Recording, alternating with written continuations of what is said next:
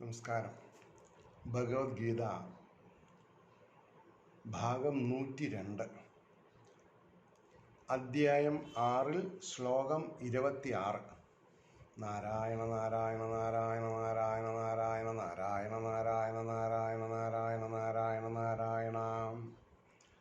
യതോ യതോ നിശ്ചലതി മനശ്ചഞ്ചലമസ്ഥിരം തതസ്തതോ നിയമ്യൈതാത് ആത്മന്യേവ വശം നയേത്. യതോ യതോ നിശ്ചലതി മനശ്ചഞ്ചലമസ്ഥിരം തതസ്തതോ നിയമ്യൈതൽ ആത്മന്യേവ വശം നയേത്. അതിൻ്റെ വാക്കാർത്ഥം പറയണത്, മനസ്സ് ചഞ്ചലവും അസ്ഥിരവുമായിട്ട് ഏതേതിലെല്ലാം ഇളകുന്നുവോ അതതിൽ നിന്ന് ഇതിനെ, അതായത് മനസ്സിനെ നിയന്ത്രിച്ചിട്ട് ആത്മാവിൽ തന്നെ വശത്തെ നയിക്കണം. അതായത് മനസ്സിന് ചഞ്ചലിപ്പുണ്ടാവരുത്, മനസ്സ് സ്ഥിരമായിരിക്കണം. സ്വന്തം ബുദ്ധിയിൽ, അതാണ് സ്വന്തം ബുദ്ധിയിൽ സ്ഥിരമായിരിക്കണം. അപ്പോൾ അവരവരുടെ ബുദ്ധിനെ അലട്ടുന്ന രീതിയിൽ, മനസ്സിനെ അലട്ടുന്ന രീതിയിൽ ബുദ്ധി ഉണ്ടാക്കുന്ന തരത്തിലുള്ള സർക്കംസ്റ്റാൻസിൽ നിന്ന് ഒഴിഞ്ഞു നിൽക്കണം എന്നർത്ഥം. അതാണ് അവസ്ഥാന്തരങ്ങളെ മാറ്റിമറിക്കാൻ ആർക്ക് സാധിക്കും? മനസ്സിന് സാധിക്കും. അപ്പം നല്ല മൂഡ് ഉള്ളപ്പോൾ ആ മൂഡ് ഇല്ലാതെ ഉണ്ടാക്കുക, അതിനാണ് അവസ്ഥാന്തരങ്ങളെന്ന് പറയുന്നത്. അപ്പം ഇവിടെ ചപലത എന്ന് പറയും. മനസ്സിൻ്റെ ചപലതയാണ് ആത്മാവിൽ നിന്ന് മനസ്സിനെ അടർത്തിയെടുക്കാൻ സാധിക്കുന്നത്. അത് പാടില്ല. അതിന് വിവർത്തനം പറയുമ്പോൾ കുറേ കൂടി മനസ്സിലാവും. സ്വഭാവേന ചപലവും ചഞ്ചലവുമായ മനസ്സ് എവിടെ ഒക്കെ അലഞ്ഞു നടക്കുന്നുവോ അവിടെ നിന്നെല്ലാം പിൻവലിച്ച് അതിനെ ആത്മാവിന് അധീനമാക്കിക്കൊള്ളണം. ആത്മാവിന് അധീനത്വം മനസ്സിന് വന്നു കഴിഞ്ഞാൽ എന്തുണ്ടാവില്ല? പ്രശ്നങ്ങളില്ല അവിടെ. അപ്പോൾ അതിൻ്റെ ഭാവാർത്ഥം പറയണം. ഒരിടത്തും ഉറയ്ക്കാത്തതും ഇളകിക്കൊണ്ടേയിരിക്കുന്നതുമാണ് മനസ്സ്. മനസ്സിൻ്റെ ഒരു പോരായ്മയാണത്. അത് ഒരിടത്തും ഉറക്കില്ല. ഇപ്പോൾ അമ്പലത്തിൽ തൊഴാൻ നിൽക്കുമ്പോൾ പുറത്ത് വെച്ച ചെരുപ്പ് ആരെങ്കിലും കൊണ്ടുപോകുമെന്ന് തോന്നുന്നത് എന്താ? മനസ്സിൻ്റെ വൈകല്യമാണത്. പോയാൽ പോട്ടെ, ഈശ്വരീയത അതിനേക്കാൾ വലുതാണെന്നുള്ളൊരു ഭാവം വേണം. അതില്ല. അപ്പോൾ എന്നാൽ ആത്മജ്ഞാനം നേടിയ യോഗി മനസ്സിനെ നിയന്ത്രിക്കണം. മനസ്സ് അയാളെ നിയന്ത്രിക്കരുത്. മനസ്സിനെയും അതുവഴി ഇന്ദ്രിയങ്ങളെയും നിയന്ത്രിക്കുന്ന ആളാണ് ഗോസ്വാമി അഥവാ സ്വാമി. ഗോസ്വാമി എന്ന് പറഞ്ഞാൽ അതിനൊരർത്ഥമുണ്ട്. ഗോ എന്ന ശബ്ദത്തിന് ബുദ്ധിമാൻ എന്നൊരർത്ഥമുണ്ട്. അത് പറയുമ്പോൾ ബുദ്ധിയുള്ള ആളെന്നർത്ഥം. ബുദ്ധി എന്ന് പറഞ്ഞാൽ അത് കറകളഞ്ഞ ബുദ്ധി, സ്വാത്വിക ബുദ്ധി, തുര്യാവസ്ഥയിലേക്ക് മനസ്സിനെ നയിക്കാൻ കഴിവുള്ള ബുദ്ധി. അതിനാണ് ഗോസ്വാമി എന്ന് പറഞ്ഞത്. അപ്പോൾ മനസ്സിന് കീഴടങ്ങുന്നവനാകട്ടെ ഗോദാസൻ. അതാണ്, ഗോദാസനാവരുത്, ഗോസ്വാമി ആയിരിക്കണം. അപ്പോൾ ഇന്ദ്രിയങ്ങളുടെ ദാസൻ തന്നെ ആവരുത്. വിഷയസുഖത്തിൻ്റെ നിലവാരമെന്തെന്ന് ഗോസ്വാമിക്ക് അറിയാം. ദിവ്യമായ ഇന്ദ്രിയാനന്ദത്തിൽ ഇന്ദ്രിയങ്ങൾ ഹൃഷികേശനായ, അവിടെ ഹൃഷികേശൻ എന്നുള്ളതിനർത്ഥം ഇന്ദ്രിയങ്ങളുടെ നാഥൻ എന്നർത്ഥം. അതായത് ഇന്ദ്രിയങ്ങൾ വിചാരിക്കുന്ന രീതിയിൽ മനസ്സിനെ കൊണ്ടുപോകാതെ കൊണ്ട് ആത്മജ്ഞാനത്തിന് വശം വിട്ട മനസ്സ് എങ്ങനെയാണ് ആത്മാവിന് ദാസനായിട്ടിരിക്കുന്നത്? അതാണ് ആവശ്യം. അപ്പോൾ കൃഷ്ണൻ്റെ സേവനത്തിൽ ഏർപ്പെട്ടുകൊണ്ടിരിക്കും. അപ്പോൾ വിശുദ്ധിയാർന്ന ഇന്ദ്രിയങ്ങളാൽ കൃഷ്ണനെ സേവിക്കുന്നതിനെ കൃഷ്ണാവബോധമെന്ന് പറയുന്നു. അതൊന്നുകൂടി പറയാം. ഇന്ദ്രിയങ്ങളാൽ കൃഷ്ണനെ സേവിക്കുന്നതിനെയാണ് കൃഷ്ണാവബോധമെന്ന് പറയുന്നത്. ഇന്ദ്രിയങ്ങളെ പൂർണ്ണമായി നിയന്ത്രിക്കാനുള്ള വഴിയാണ് അത്. എന്തിനധികം യോഗ പരിശീലനത്തിൻ്റെ പരമകാഷ്ഠയും അത് തന്നെ. അതായത് ഈ പഞ്ചേന്ദ്രിയങ്ങളെ അതിൻ്റെ ഇഷ്ടത്തിന് വിടാതെ സമ്യക്മായ രീതിയിൽ, സമ്യക്കായ രീതിയിൽ, സമീകൃതമായ രീതിയിൽ ഈശ്വരനിലേക്ക് തിരിച്ചുവിടാൻ സാധിച്ചാൽ ആ വ്യക്തി രക്ഷപ്പെടും. അതാ പറഞ്ഞത്. അടുത്ത ശ്ലോകം 27.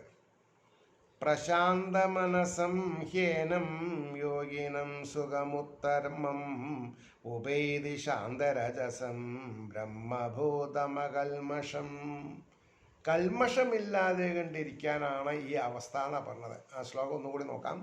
പ്രശാന്തമനസം ഹ്യേനം യോഗിനം സുഖമുത്തമം ഉപൈതി ശാന്തരജസം ബ്രഹ്മഭൂതമകൽമഷം.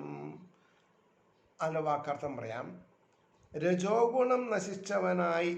അപ്പം രജോ ഗുണം നശിക്കണമെന്നുണ്ടെങ്കിൽ തമോ ഗുണത്തിനെ നശിപ്പിച്ചിട്ടുണ്ടായിരിക്കണം. അപ്പം തമോ ഗുണത്തിനെ നശിപ്പിക്കേണ്ടത് രജോ ഗുണം കൊണ്ടാണ്. എന്നാൽ ഇയാൾ നമുക്ക് ഉപകാരം ചെയ്ത ആളാണല്ലോ എന്നുകൊണ്ട് അയാളെ വാഴ്ത്തി വയ്ക്കരുത്. രജോ ഗുണത്തിനെ നശിപ്പിക്കണം. ആ രജോ ഗുണത്തിനെ നശിപ്പിച്ചാലാണ് 100% സാത്വിക ഗുണം വരിക. അപ്പോഴാണ് തുര്യാവസ്ഥയിലേക്ക് പോകാനുള്ള ജിജ്ഞാസ ഉണ്ടാവുള്ളൂ. അല്ലെങ്കിൽ അത് പോയിക്കൊണ്ടിരിക്കണം എന്ന് അത് കണ്ടിന്യൂസ് ടെൻസായിട്ട് നിലനിർത്താൻ സാധിക്കുള്ളൂ. അപ്പോൾ പ്രശാന്ത മനസ്സനായി, അതായത് കൃഷ്ണൻ്റെ പാതാരവിന്ദങ്ങളിൽ മനസ്സുറപ്പിക്കുകയാൽ, അതായത് ഈ 5 കാട്ടുകള്ളന്മാരാണ് ഇന്ദ്രിയങ്ങൾ. ഈ ഇന്ദ്രിയങ്ങളെ കക്കാൻ പോകാൻ സമ്മതിക്കരുത്. ആ ഇന്ദ്രിയങ്ങളെ ശ്രീകൃഷ്ണാവബോധത്തിനായിട്ട് എങ്ങനെയാണ് അവരെ മര്യാദക്കാരായിട്ട് ഭഗവത് പാതാരവിന്ദത്തിൽ സദാസമയം നിർത്താൻ സാധിക്കണം എന്നാണ് പറഞ്ഞത്. അതുകൊണ്ടാണ് മറ്റ് കാര്യങ്ങളിൽ ആലോചിക്കാൻ പാടില്ല എന്ന് പറഞ്ഞത്. അപ്പോൾ എന്തെങ്കിലും ചെറിയൊരു കൺസെഷൻ കൊടുത്താൽ അവർ നമ്മളെ അഗാധമായ ഗർത്തത്തിൽ തള്ളി വിടും. നമ്മുടെ ശത്രുക്കളാണ് അവർ, ഇന്ദ്രിയങ്ങൾ. അപ്പോൾ പറയണു, കൃഷ്ണൻ്റെ പാതാരവിന്ദങ്ങളിൽ മനസ്സുറപ്പിക്കുകയാൽ അകൽമഷം. അതാണ്. അപ്പോൾ പാപമുക്തനായി ബ്രഹ്മത്തോട് ഏകീഭവിച്ചുകൊണ്ട് മുക്തിയെ നേടിയവനായിട്ടിരിക്കുക. മുക്തിയെ നേടുക എപ്പോഴാണ്? മുമുക്ഷുത്വത്തിൽ. സുഖദുഃഖങ്ങളാകുന്ന ദ്വന്ദ്വ സ്വഭാവങ്ങളെ ഒരേപോലെ നിർത്താൻ സാധിക്കുകയാണ് മുമുക്ഷുത്വം. പ്രശ്നങ്ങളില്ലാതെ കൊണ്ട് വരില്ല. പ്രശ്നങ്ങളെ അതിജീവിക്കുന്നതിലാണ് താല്പര്യം കിടക്കുന്നത്. അപ്പോൾ ഈ യോഗിയെ എന്ത് ചെയ്യണം? ഉത്തമമായ സുഖം പ്രാപിക്കുന്നതിലേക്ക് എത്തിക്കണം. അതെങ്ങനെയാണ്? ഈ 5 കാട്ടുകള്ളന്മാരെയും എവിടേക്ക് വിടണം? ഈശ്വരീയ പാതാരവിന്ദത്തിൽ തളച്ചിടാൻ സാധിക്കണം. എന്നാൽ രക്ഷപ്പെടാം. അതിൻ്റെ വിവർത്തനം ആലോചിച്ച് നോക്കുക. എന്നിൽ തന്നെ മനസ്സുറപ്പിച്ച യോഗി അതീന്ദ്രിയാനന്ദത്തിൻ്റെ പരമകാഷ്ഠയിലെത്തുന്നു. അതീന്ദ്രിയ ജ്ഞാനത്തിൻ്റെ പരമകാഷ്ഠയിലെത്തുന്നു. അയാൾ രജോ ഗുണത്തിന് അതീതനാണ്. അതാണ്. പരമകാഷ്ഠയിൽ എത്തിയ ആൾക്ക് പിന്നെ രജോ ഗുണം വരില്ല. താൻ പരമപുരുഷനായി ഗുണത്തിൽ ഒന്നാണെന്ന് മനസ്സിലാക്കുന്നതിനാൽ, ഈ ചുവപ്പ് നിറം രജോ ഗുണമാണ്. അതുകൊണ്ടാണ് വിഷ്ണു പൂജയ്ക്ക് ചെമ്പരത്തിപ്പൂ എടുക്കാൻ പാടില്ല. കാരണം അവിടെ തുളസി പച്ച നിറം കാണാൻ വലിയ ഗുണമില്ലെങ്കിലും അതിനെന്തുണ്ട്? മനസ്സിന് ഏകാഗ്രതയെ കൊടുക്കാനും ആ മൂർത്തിയുടെ സ്വഭാവത്തിനനുസരിച്ചിട്ടുള്ള മനസ്സിനെ പ്രദാനം ചെയ്യാനും സാധിക്കും. അതുകൊണ്ടാണ് ഭഗവതി ക്ഷേത്രങ്ങളിലെ രജോ ഗുണം ചെമ്പരത്തിപ്പൂ ധാരാളം ഉപയോഗിക്കും. നേരെ മറിച്ച് തെച്ചി ചോന്നതാണെങ്കിലും ശരി, അതിൽ ആഢ്യത്തരം കൂടും. അതാണ് വൈജയന്തിമാല. ഭഗവാന്റെ വൈജയന്തിമാല എന്ന് പറഞ്ഞാൽ അത് ഉണങ്ങില്ല. സദാസമയത്തും അതിൽ വണ്ടുകൾ വന്ന് ഇരിക്കും. അത് ഭഗവാനെ അലോരസപ്പെടുത്തില്ല. അതാണ് പറഞ്ഞത്. അപ്പോൾ അത് കാട്ടുപുഷ്പങ്ങളെ കൊണ്ടാണ് വൈജയന്തിമാല ഉണ്ടാക്കപ്പെടുന്നത്. അപ്പോൾ ശരിയായ തെച്ചി അത് എന്താണ്? കാട്ടുതെച്ചിയാണ്. അതാണ് നല്ല തെച്ചി. ആയുർവേദത്തിലൊക്കെ പറയുന്ന തെച്ചി. അപ്പം ഇതെല്ലാം നാം ഓരോരുത്തരും ചെയ്യുന്ന ദിനചര്യകളിൽ ഉണ്ടാവുന്ന പാകപ്പിഴകൾ. അതാണ്. അപ്പോൾ എല്ലാം അറിഞ്ഞിരിക്കണം. എന്തിനു വേണ്ടിയിട്ടാണ് അറിയണത്? നാം പ്രകൃതിയുടെ ചപലത്വത്തിൽ പെടാൻ പാടില്ല. പ്രകൃതിക്ക് മീതെ, ത്രിഗുണങ്ങൾക്ക് മുകളിലായിരിക്കണം നമ്മുടെ മനസ്സ്. അപ്പോൾ പരമപുരുഷനുമായി ഗുണത്തിൽ ഒന്നാണെന്ന് മനസ്സിലാക്കുന്നതിനാൽ പൂർവകർമ്മങ്ങളുടെ പ്രതികരണങ്ങളിൽ നിന്ന് മുക്തനാണ്. അയാൾ പാപം ഏൽക്കില്ല.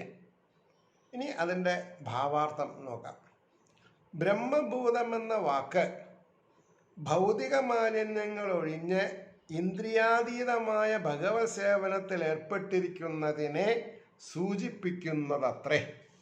അതാണ്. അപ്പോൾ അതിലെ പറയണ്ടേ, മദ്ഭക്തിം ലഭതേ പരാം എന്നാണ് ആപ്തവാക്യം. മദ്ഭക്തിം ലഭതേ പരാം. ഭഗവാന്റെ ചരണാരവിന്ദങ്ങളിൽ മനസ്സ് കേന്ദ്രീകരിക്കാത്ത ഒരാൾക്ക് ബ്രഹ്മത്തിൻ്റെ ഗുണത്തിൽ സ്ഥിതി ചെയ്യാനാവില്ല. സവൈ മനഃ കൃഷ്ണപദാരവിന്ദയോഹോ എന്ന് വേറൊരാപ്തവാക്യം.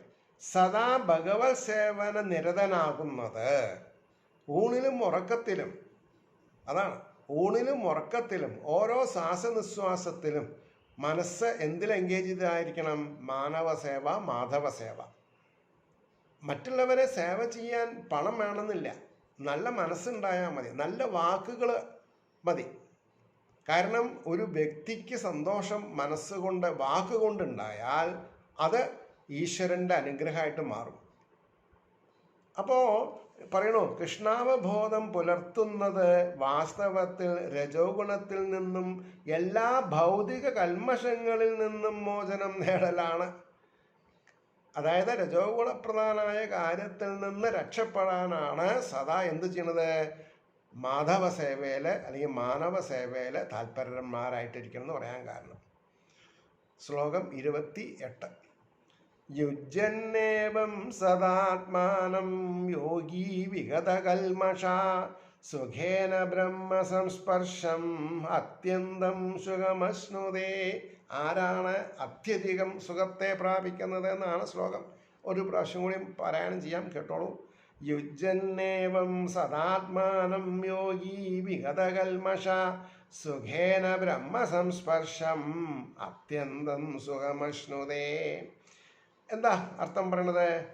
എപ്രകാരം എല്ലായ്പ്പോഴും ആത്മാവിനോട് യോഗത്തിൽ ഏർപ്പെടുത്തി ഭൗതിക മാലിന്യം നീങ്ങിയ പരമപുരുഷനുമായി ബന്ധപ്പെട്ട യോഗി ദിവ്യമായ ആനന്ദത്താൽ ബ്രഹ്മസ്പർശമായ സർവോത്തമമായ സുഖം അനുഭവിക്കുന്നു. സുഖം പലതരത്തിലുണ്ട്. തമോ ഗുണത്തിലും സുഖമുണ്ട്, രജോ ഗുണത്തിലും സുഖമുണ്ട്, സാത്വിക ഗുണത്തിലും സുഖമുണ്ട്. ഈ ത്രിഗുണങ്ങളെ ത്യജിച്ചാൽ ഉണ്ടാവുന്ന ഒരു സുഖമുണ്ട്. അതാണ് പ്രൈമോസ്റ്റ് വൺ. അതാണ് തുര്യാവസ്ഥ. ആത്മാവിൽ രമിക്കുക. ചൈതന്യമായിരിക്കുന്ന ജീവാത്മാവ് പരമാത്മ ചൈതന്യത്തിൽ ലയിക്കുക. അപ്പോൾ പരമാത്മാവായി തീർന്നു. പിന്നെ എപ്പോഴാണ് അത് ജീവാത്മാവായി പെരുങ്ങണത്? തുര്യാവസ്ഥയിൽ നിന്ന് താഴത്തേക്ക് വരുമ്പോൾ. അത് സാരമില്ല. അപ്പോൾ തുര്യാവസ്ഥയിൽ നിന്ന് താഴത്തേക്ക് വരുന്ന ജീവാത്മാവ് പരമാത്മാവിൽ ലയിച്ചിരിക്കുമ്പോൾ കിട്ടിയിട്ടുള്ള ആനന്ദത്തെ നുകർന്നുകൊണ്ട് ജീവിക്കുകയാണ്. അതാണ്. ഒരു ആയുഷ്കാലത്തിൽ എന്നും സുഖം ഉണ്ടായിക്കൊള്ളണമെന്നില്ല. കുറച്ച് ദിവസം സുഖം അനുഭവപ്പെട്ടിട്ടുണ്ടെങ്കിൽ, അതായത് പരമോന്നതമായ ദൈവികമായ ഗുണം അനുഭവിച്ചിട്ടുണ്ടെങ്കിൽ അതിൻ്റെ മാധ്യമത്തിൽ കൂടെ അതിനെ തന്നെ സ്മരിച്ചുകൊണ്ട്, അതിനാണ് മനസ്സ് സ്മരണ ചെയ്യാനുള്ളതാണ്. അപ്പം അതിൻ്റെ വിവർത്തനം പറയാം. അപ്രകാരം നിയന്ത്രിതാത്മാവായ യോഗി സദാ യോഗനിഷ്ഠനായി ഭൗതിക മാലിന്യങ്ങളിൽ നിന്ന് മുക്തി നേടി ഭഗവാന്റെ അതീന്ദ്രിയ സേവനമാകുന്ന പരമാനന്ദത്തിൻ്റെ അത്യുന്നതമായ അവസ്ഥയിലെത്തുന്നു. അപ്പോഴാണ് ഗോസ്വാമി അവിടുത്തെ അറിവിൻ്റെ നാഥനായിട്ട് മാറുകയാണ്.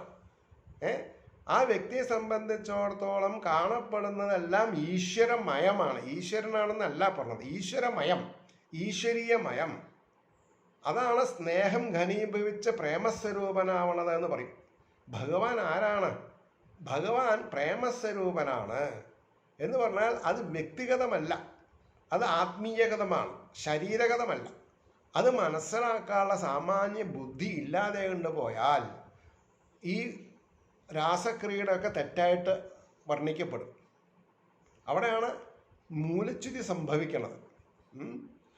അപ്പോൾ പറയണു, അപ്രകാരം നിയന്ത്രിതാത്മാവായ യോഗി സദാ യോഗനിഷ്ഠനായി ഭൗതിക മാലിന്യങ്ങളിൽ നിന്ന് മുക്തി നേടി ഭഗവാന്റെ അതീന്ദ്രിയ സേവനമാകുന്ന പരമാനന്ദത്തിൻ്റെ അത്യുന്നതമായ അവസ്ഥയിലെത്തുന്നു എന്ന് പറഞ്ഞു. ഇനി അതിൻ്റെ ഭാവാർത്ഥം എന്താണ് എന്ന് നോക്കാം. അതാണ് പരമപുരുഷനോട്, അതായത് ശ്രീ മഹാവിഷ്ണുവിനോട് അല്ലെങ്കിൽ ശ്രീകൃഷ്ണനോട്, പരമപുരുഷനോട് ബന്ധപ്പെട്ട തൻ്റെ മൂലസ്വരൂപം അറിയുക. എന്താ മൂലസ്വരൂപം? ആനന്ദം, പരമാനന്ദം. ആനന്ദിക്കാൻ മാത്രം വിധിക്കപ്പെട്ട ജീവാത്മാവ് ദുഃഖിക്കണത് എന്തുകൊണ്ടാ? ഭൗതികതയിലേക്ക് വരുമ്പോഴാണ്. ലൗകികമായ കാര്യത്തിൽ താരതമ്യം ചെയ്യാണ്. അതാണ്. അപ്പോൾ തന്നിലുള്ള പരമാത്മ ചൈതന്യമായിട്ട് എത്ര നേരം രസാനുഭൂതിയിൽ ആനന്ദചിത്തനായിട്ട് ഇരിക്കാം എന്നുള്ള വിദ്യ അറിയാത്തത് കൊണ്ട്, കാരണം അറിവ് വേണം, അറിവില്ലാതെ കൊണ്ടൊന്നും നടക്കില്ല. അപ്പോൾ പറഞ്ഞതിൻ്റെ താല്പര്യം എന്താണ്? പരമപുരുഷനോട് ബന്ധപ്പെട്ട തൻ്റെ മൂലസ്വരൂപം അറിയുക എന്നതാണ് ആത്മസാക്ഷാത്കാരം. ആത്മസാക്ഷാത്കാരം എന്ന് പറഞ്ഞാൽ തൻ്റെ ശരീരാന്തർഗതമായിരിക്കുന്ന പരമാത്മാവിനോട് എത്രത്തോളം നീതി പുലർത്താം, അതാണ്. ആ നീതി പുലർത്തലാണ് ആത്മസാക്ഷാത്കാരം. പരമപുരുഷന്റെ വിഭിന്നാംശമാണ് ജീവാത്മാവ്. വിഭിന്നാംശം. അതിൻ്റെ യഥാർത്ഥ സ്ഥാനം ഭഗവാന്റെ അതീന്ദ്രിയമായ ഭക്തിയുത സേവനത്തിലാണ്. അപ്പോൾ ആ വിഭിന്നമായ ചൈതന്യം ആ പരമാത്മാവിനോട് ചേരുന്നതിനാണ് എന്ത് പറഞ്ഞത്? അതീന്ദ്രിയജ്ഞാനെന്ന് പറയുന്നത്. അപ്പോൾ പരമപുരുഷനോടുള്ള ദിവ്യമായ ഈ സമ്പർക്കത്തെ ബ്രഹ്മസംസ്പർശമെന്ന് പറയുന്നു. ബ്രഹ്മത്തിനെ തൊട്ടാൽ എന്തനുഭൂതി ഉണ്ടാവും? അതാണ് ഈ പറഞ്ഞത്. അപ്പോൾ ബ്രഹ്മം എല്ലാവരിലും ജീവസത്തയായിട്ടിരിക്കുമ്പോൾ ആ ജീവസത്തകളെ കാണുമ്പോൾ നെറ്റി ചുളിക്കരുത്. സഹജീവികളെ കാണുമ്പോൾ നെറ്റി ചുളിക്കരുത്. അവരിൽ നിന്ന് എന്ത് കിട്ടി? ചിലപ്പോൾ ദോഷമായിരിക്കാം. ആ ദോഷം വരും. അപ്പോൾ ചളി കണ്ടാൽ മാറി നടക്കണ മാതിരി പോയാൽ മതി. അവരായിട്ട് സംഘം വേണ്ട, എന്നാൽ അവരെ നിന്ദിക്കുകയും വേണ്ട. അവരുടെ ജോലി ചെയ്യട്ടെ. നമ്മൾക്ക് നമ്മളിൽ അർപ്പിതമായ ജോലി നമ്മൾ ചെയ്യാം. അപ്പോൾ പരമപുരുഷനോടുള്ള ദിവ്യമായ ഈ സമ്പർക്കത്തെ ബ്രഹ്മസംസ്പർശം എന്ന് പറയുന്നു എന്ന് പറഞ്ഞു. അപ്പോഴാണ് ശ്ലോകം 29 വരുന്നത്. ചെറിയ ചെറിയ എന്താണെന്ന് പറയുക ശ്ലോകങ്ങൾ, കൂടുതൽ അതിൽ പറയാനില്ല. എല്ലാം ഒരേപോലെ സ്റ്റാൻഡേർഡ് കീപ്പ് ചെയ്ത് പോണതാണ്. അപ്പോൾ പറയണു 29, സർവഭൂതസ്ഥമാത്മാനം സർവഭൂതാനി ച ആത്മനി ഈക്ഷതേ യോഗയുക്താത്മാ സർവത്ര സമദർശന. ആരാണ് സമദർശനാവണമെന്നാ പറഞ്ഞത്? ശ്ലോകം ഒന്നുകൂടി ചെല്ലാം. സർവഭൂതസ്ഥം ആത്മാനം സർവഭൂതാനി ച ആത്മനി ഈക്ഷതേ യോഗയുക്താത്മാ സർവത്ര സമദർശന.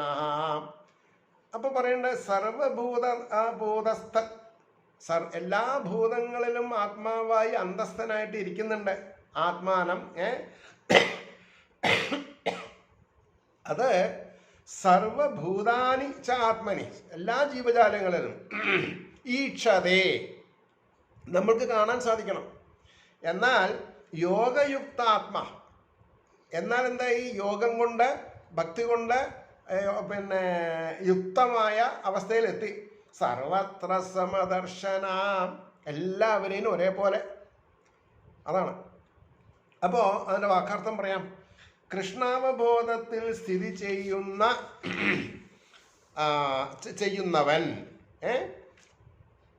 എല്ലായിടത്തും സമദർശനായി പരമാത്മാവിനെ സർവഭൂതങ്ങളിലും സ്ഥിതി ചെയ്യുന്നതായിട്ടും സർവഭൂതങ്ങളുടെയും, അതായത് എല്ലാ ജീവജാലങ്ങളുടെയും ആത്മാവിലും ഭഗവാനായിട്ട് കാണണം, ശ്രീകൃഷ്ണനായിട്ട് കാണണം. അതിനാണ് ഈ ശ്രീമദ് ഭാഗവതം പണ്ഡിറ്റ് ഗോപാലൻ നായർ അദ്ദേഹത്താൽ വ്യാഖ്യാനിക്കപ്പെട്ടിട്ടുണ്ട് 8 വോളിയായിട്ട്.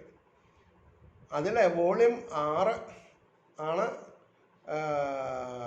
ദശമസ്കന്ധം, 90 അധ്യായം വിവരിച്ചിട്ടുള്ളത്.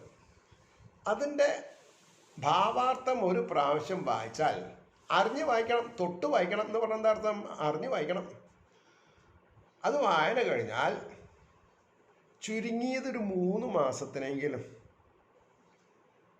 എന്താ കാണുന്നതൊക്കെ മഞ്ഞപ്പട്ട് എടുത്ത് ചതുർബാഹുവായിട്ടുള്ള മഹാവിഷ്ണുവായിട്ട് അനുഭവിക്കും. അത്രയും ഗഹനമാണ് ആ ആഖ്യാനം. ശ്ലോകാനുശ്ലോകം ഭഗവാനെ വിവരിച്ചിട്ടുള്ളത്, ഭഗവാന്റെ വിഭൂതികളെ വിവരിച്ചിട്ടുള്ളത്. അപ്പോൾ ഭഗവാനെ കാണുന്ന പ്രതീതിയാണ് ഭഗവാന്റെ വിഭൂതികൾ ആശയത്തിൽ വരുമ്പോൾ ഉണ്ടാവേണ്ടത്. അപ്പോഴാണ് ഈ വീരശൂര പരാക്രമം, കുട്ടിക്കാലത്തുള്ള കൊഞ്ചല്, ബാലാവസ്ഥയിലുള്ള തമാശകൾ, യുവത്വത്തിലുള്ള കാര്യഗൗരവങ്ങൾ. അപ്പോൾ ഭഗവാൻ പ്രായമായി എന്ന് പറയാൻ പറ്റില്ല. എന്താ കാരണം? എപ്പോഴും കർമ്മനിരതനാണ് അദ്ദേഹം. എന്താ അങ്ങനെ പറഞ്ഞാൽ? എങ്ങനെയാണ് ഈ ഭൂഭാരത്തെ ഇല്ലായ്മ ചെയ്യുക എന്നുള്ളതാണ് അദ്ദേഹം ആലോചിച്ചുകൊണ്ടിരിക്കുന്നത്. അതാണ്. അപ്പം അദ്ദേഹത്തിൻ്റെ മായേനെ ഉപോത്ഫലകമായിട്ടാണ് അവതാരങ്ങൾ ചെയ്യുന്നതെങ്കിൽ കൂടി സദാസമയം എന്താ ഫുള്ളി എൻഗേജ്. ഒരു പിടിക്ക് 2 പക്ഷി എന്ന് പറയുന്ന പോലെ പല സ്ഥലത്തും ഒരേ സമയത്ത് പല പല ആൾക്കാരെ അനുഗ്രഹിച്ചുകൊണ്ട് തൻ്റെ വിഭൂതികളെ അറിയിപ്പിച്ചുകൊണ്ട് ആനന്ദ സമുദ്രത്തിൽ ആറാടിക്കുകയാണ് ഭഗവാൻ ചെയ്യുന്നത്. അതുകൊണ്ടാണ് അങ്ങനെ പറയാൻ കാരണം. അപ്പോൾ അതിൻ്റെ വിവർത്തനം പറയണോ? ഒരു യഥാർത്ഥ യോഗി സർവജീവികളിലും എന്നെ കാണുന്നു, ഭഗവാനെ എല്ലാ ജീവികളിലും. ഒരു യഥാർത്ഥ യോഗി ആവണമെന്ന് മാത്രം. അയാൾ സർവജീവികളെയും എന്നിലും കാണുന്നു, എന്നിലും. ആത്മസാക്ഷാത്കാരം സിദ്ധിച്ചവൻ പരമപുരുഷനായി എന്നെ എവിടെയും കണ്ടെത്തും. ഇരിക്കുന്ന ഇരിപ്പിൽ അവിടെ ഉണ്ട്.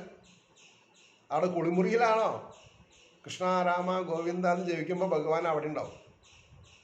പറഞ്ഞാൽ നിങ്ങൾക്കത് അൽപരസമായിട്ട് വേണം. അങ്ങനെയില്ല, അൽപരസത്തിന് ആവശ്യമില്ല. ഭഗവാൻ ഇല്ലാത്ത അവസ്ഥയില്ല. നിങ്ങൾ അവിടെയൊക്കെ പോകണ്ട, അവിടെയൊക്കെ ഭഗവാനുണ്ട് ചൈതന്യവത്തായിട്ട്.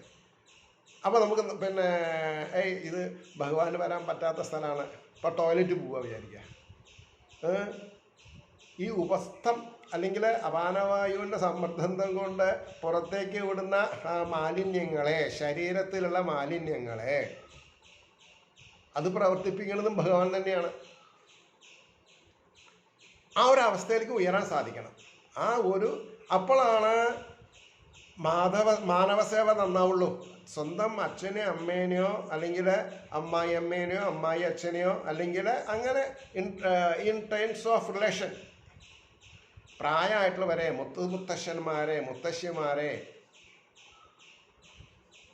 ശാരീരികമായിട്ട് അവരെ സഹായിക്കേണ്ടി വന്നാൽ അത് ഒരു പുറപ്പെടാശാന്തി ഗുരുവായൂരോ ശബരിമലയിലോ അയ്യപ്പനെയോ ഗുരുവായൂരപ്പനെയോ സേവിക്കുന്ന കൂട്ടത്തിലുള്ള ഒരു പ്രതീതി മനസ്സിലുണ്ടാവണമെന്നുണ്ടെങ്കിൽ ആ ശരീരത്തിൽ നാം ആരെ ഉപചരിക്കുന്നു, ആ ശരീരത്തിൽ ബ്രഹ്മചൈതന്യമുണ്ട്. ആ ചൈതന്യം തന്നെയാണ് എൻ്റേത്.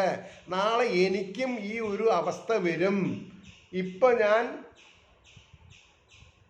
ലജ്ജിച്ചു നിന്നാൽ എന്നെയും മറ്റുള്ളവർ ലജ്ജിച്ച് നിൽക്കും എന്നൊരവസ്ഥ വന്നാൽ നമ്മളൊക്കെ നേരവും. അതാണ്. അപ്പോൾ ഇവിടെ പറഞ്ഞു വരുന്നത് എന്താണ്? എല്ലാവരുടെയും ഹൃദയത്തിൽ കുടികൊള്ളുന്ന പരമാത്മാവിനെ, കൃഷ്ണനെ കാണുന്നത് കൊണ്ട് കൃഷ്ണാവബോധം ഉദിച്ച യോഗിയാണ് പൂർണ്ണമായി കണ്ടറിഞ്ഞവൻ എന്ന് പറയാം. ഈശ്വര സർവഭൂതാനാം ഹൃദ്ദേശ അർജുന തിഷ്ഠതി. ബ്രാഹ്മണൻ്റെയും നായയുടെയും ഹൃദയത്തിൽ പരമാത്മസ്വരൂപത്തിൽ ഭഗവാൻ വാഴുന്നുണ്ട്. അവിടുന്ന് എന്നെയും ഇന്ദ്രിയാതീതനാണെന്നും ബ്രാഹ്മണനിലോ ശാവിലോ വാഴുമ്പോഴും ഭൗതികത അദ്ദേഹത്തെ പരമാത്മാവിനെ ബാധിക്കുന്നില്ലെന്നും ഒരു ഉത്തമ യോഗിക്ക് അറിയാം. ആ വിധമുള്ളതത്രേ ഭഗവാന്റെ നിഷ്പക്ഷഭാവം. ഭഗവാൻ നിഷ്പക്ഷഭാവനാണ്. ഭഗവാൻ എൻ്റെ പക്ഷത്താണ്, ഭഗവാൻ എൻ്റെ പക്ഷത്തല്ല എന്ന് പറഞ്ഞത് നമ്മുടെ പറയുന്ന ആളുടെ വിവരക്കേടാണത്. ഓരോ ജീവാത്മാവും ഓരോ ഹൃദയത്തിലും കുടികൊള്ളുന്നുണ്ട്. അതാണ് ആ എനിക്ക് ഇഷ്ടമില്ലാത്ത ആളുടെ ശരീരത്തിൽ നിന്ന് ഭഗവാന്റെ രൂപത്തിനെ മാറ്റാൻ പറ്റുമോ? പറ്റില്ല. പിന്നെന്താ? അപ്പം അതിനെ ഭഗവാനായിട്ട് കണക്കാക്കിയാൽ അയാളെ എനിക്ക് ഇഷ്ടപ്പെടാണ്ടിരിക്കാൻ പറ്റുമോ? അതാണ് ചോദിച്ചത്. അപ്പോൾ ഓരോ ജീവാത്മാവും ഓരോ ഹൃദയത്തിലും കുടികൊള്ളുന്നുണ്ട്. പക്ഷേ അവൻ സർവഹൃദയസ്ഥനല്ല. അതാണ് ജീവാത്മ പരമാത്മാക്കൾ തമ്മിലുള്ള വ്യത്യസ്തം.